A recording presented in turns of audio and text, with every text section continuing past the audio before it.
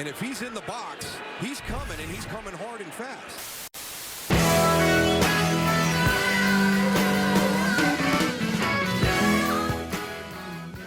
Hello, ladies and gentlemen, and welcome to On the Bear Tonight, the room of YouTube football shows. Our Trust the Process Bears travel down to Dallas, Texas, or more accurately, Arlington, Texas, to go to Six Flags Over Texas as a job well done for beating the Patriots. After that, I think they played a football game against the Dallas Cowboys. Well, coming off of Monday's beating of the Patriots, it's time to see what the Bears could do against one of the premier defenses in the NFL against the Cowboys. The offense is finally rolling, with Luke Getsy unlocking the true power of Justin Fields by utilizing his athletic abilities and more play calls. Thank Christ we have an actual offensive coordinator who can make adjustments in season to better suit the skills of his players, unlike Matt Nagy, whose head was so far up his ass he couldn't see that his schemes couldn't be pulled off by his players. Matt Nagy's not here anymore. The bad man isn't going to hurt you anymore. Stop talking about him. Get out of here, Tony. This is my therapy, and I'm coping. Well, on the other end of their field, the Bears lost a team leader when they traded Robert Quinn to the Eagles. He wasn't the sack-per-game player we saw last year, but he was still a valued member of the defense, so it will be interesting to see how guys like Dominique Robinson and Travis Gibson step up to fill the role that Robert Quinn has left on the defensive line. They've all got a tough assignment against the Cowboys this week. How about them Cowboys? Well, they're pretty good. A team that always seems to have a lot of hype around them in the regular season, only to come up short when the games actually matter. But this year it will be different, right guys? Don't! Don't! This time. Don't! Well, this game doesn't matter, so that means the Cowboys excelled, right? Well, let's take a look. The Bears defense gets the first test of the day, trying to stop Dak Prescott. They fail, and the Cowboys march their way to an opening drive touchdown. Well, not the way you wanted to start this one, but Justin Fields is out of the field, and he goes 3 and out. They give the ball back to Dallas, and they take this opportunity to continue to scorch the Bears defenders, and push themselves in for another touchdown. It's 14-0 Dallas already. Wow! But Christian quarterback Justin Fields is not having any of this. He uses his legs to get the Bears into the red zone, on a drive that caps off with a Fields rushing touchdown to put the boys on the board. Now let's see if the defense can slow down this game. Okay, looks like they're not really doing that. Hey guys, could you maybe stop doing that? I guess not. Okay. The Cowboys score again, and it's 21-7. The offense can't get anything going, and the Bears allow the Cowboys to once again get into the end zone. 28-7. What the hell? Now Justin Fields needs to almost single-handedly move this team down the field again. He throws a ball that looks like it was intercepted. Damn. But the play is called off because of a roughing the passer penalty. Man. Don't touch my quarterback. And he uses the very next play to throw a touchdown pass to N'Keal Harry to cut the deficit to 14-28. Oh, I smell something cooking. Denied. Yes, it's some delicious Prescott turnovers. The Bears are able to keep the ball to drain the time left in the first half and get a field goal to go into halftime 17-28. The Bears get a poor start to the second half as they go 3 and out to get a punt, but the Cowboys do the same. So now the Bears have the ball again. Fields throws a dime to Darnell Mooney, and Herbert pushes his way into the end zone for another Bears touchdown. It's Justin Fields' world, and we're just living in it. It's now 21-28. Alright, let's see if you can get a big stop here, defense. Hey, stop doing that. Okay then, Dallas answers to go up by 2 touchdowns again. Fields throws a checkdown pass to Montgomery, but he fumbles the ball. Damn. The Cowboys recover, and because nobody tackled Micah Parsons when he was down, he's able to run into the end zone for a touchdown. God damn it. But Justin Fields is up once again to single-handedly bring the Bears back in. More passes, more rushes, more touchdown passes. It's 29-42. Alright, defense. Can we please stop the Dallas Cowboys here? Yeah,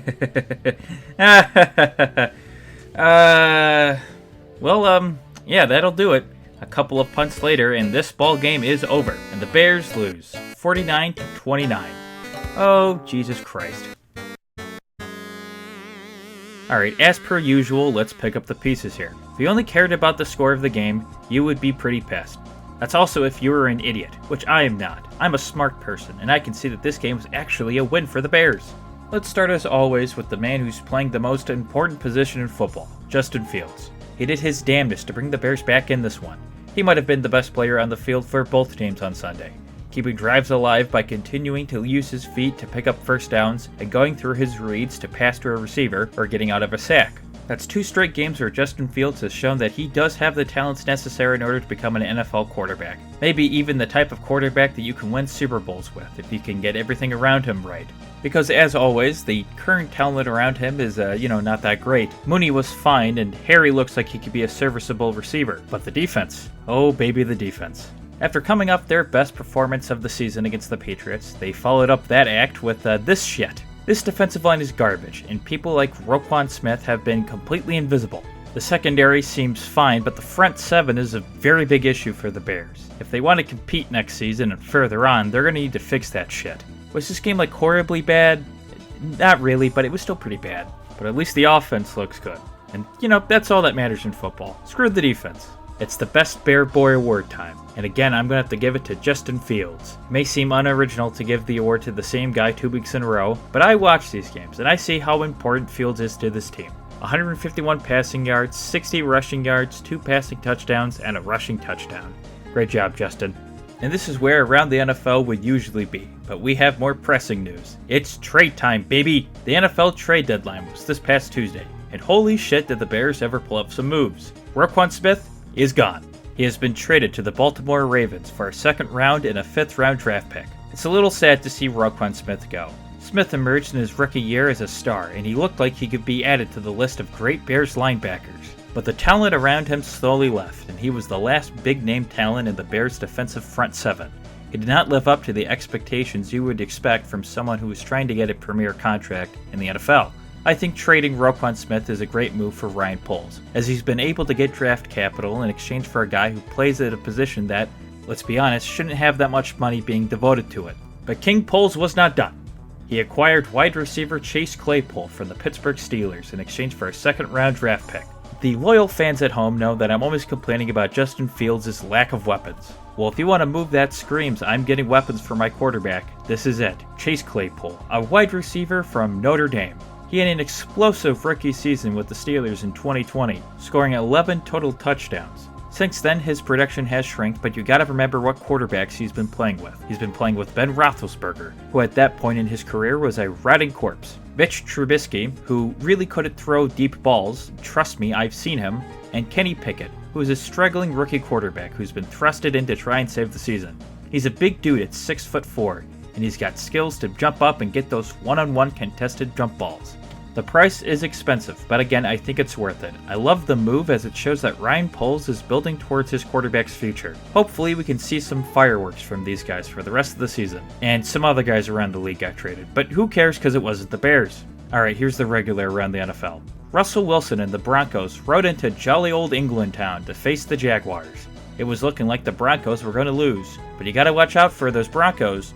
They're spicy. Wilson and the Broncos are able to take the lead. Jags QB Trevor Lawrence tries to answer, but can't because he threw a pretty questionable throw and that gets picked off. Tough look for the first overall pick from the 2021 draft, who is teetering a little bit closer to that bust category. The Eagles continue their dominance over the NFL with a beatdown of their in-state rivals, the Pittsburgh Steelers. Eagles QB Jalen Hurts made the Steelers, hurt. He passed for 285 yards and threw for 4 touchdowns. Steelers QB Kenny Pickett threw an interception. And the only guy in the Steelers who threw a touchdown was future Chicago Bear Chase Claypool. Please rewind the video to about 2 minutes ago if you don't know who he is. Hey, Mike Tomlin, are you sure you're better off without Mitchell Trubisky as the quarterback? Green Bay fucking sucks! The Bears will be coming back to Soldier Field next Sunday, and they'll be welcoming the Dolphins, along with their head coach, my rival, NFL concussion expert Mike McReddit. And here to give you the scoop for next week's game, our one and only Tony Romano. Look at this guy with his greasy balding hair. This guy looks like he's not allowed within 100 feet of a school. Alright, the Dolphins. Now that Tom Brady has been gone from the AFC East for 2.5 seasons, the division is up for grabs, is what I would say if the Bills didn't immediately come in and fill that power vacuum. Although with how the Dolphins have been playing, they could step into a number 2 or maybe overtake them for that number 1 spot very quickly. The Dolphins got off to a very hot start, but their quarterback suffered a concussion because their head coach put him in a game he shouldn't have started. Speaking of that quarterback, how the heck do you even say this name? Tua Tagovailoa? It's something like that.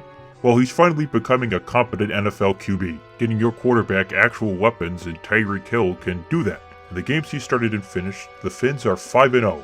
And they showed everybody that they're loading up for a deep playoff run by picking up linebacker Bradley Chubb at the trade deadline. The Dolphins have historically screwed over the Bears. So by the logic of the universe, the Dolphins are going to find a way to win this one. I'm thinking for this one, Bears 20, Dolphins 24. Thank you, Tony. Well, another week, another polarizing loss for the Bears. At least they're giving us something fun to look at while they're losing. I guess. I don't know. I'll see you next week. Good night, God bless, and go Bears.